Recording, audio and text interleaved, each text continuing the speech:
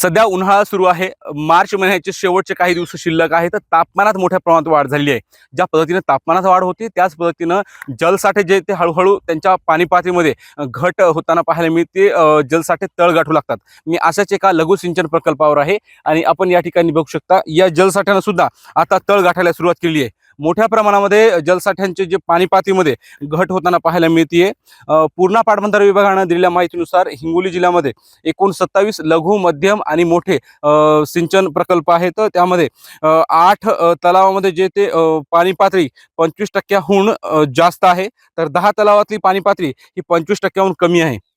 2 तलाव जे ते कोरडे ठाक पडले आहेत, तर 7 तलावाची पाणी पातळी ही जोत्याखाली असल्याचं आकडेवारीमध्ये समोर आले आहे. तर येलदरी आणि सिद्धेश्वर हे 2 प्रमुख धरणं आहेत जे हिंगोली जिल्ह्याला पाणी पुरवठा करत असतात.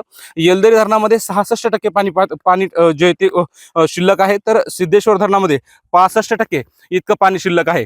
आता मार्च महिन्याचा शेवट सुरू आहे. प्रचंड तापमानाचे असलेले जे एप्रिल आणि मे हे 2 महिने अजून शिल्लक आहेत आणि या काळामध्ये तापमान मोठ्या प्रमाणात वाढू शकतं. परिणामी या पाणी साठ्यामध्ये जे सुद्धा आहे ते घट होण्याची शक्यता आहे.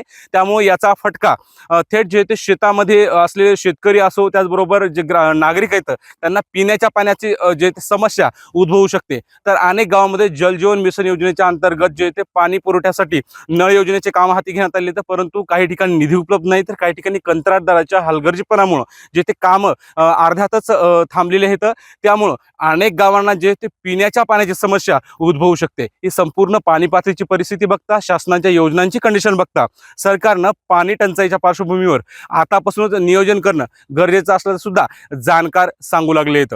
माधव दिपके, एबीपी माझा, हिंगोली. एबीपी माझा, उघडा डोळे बघा नीट.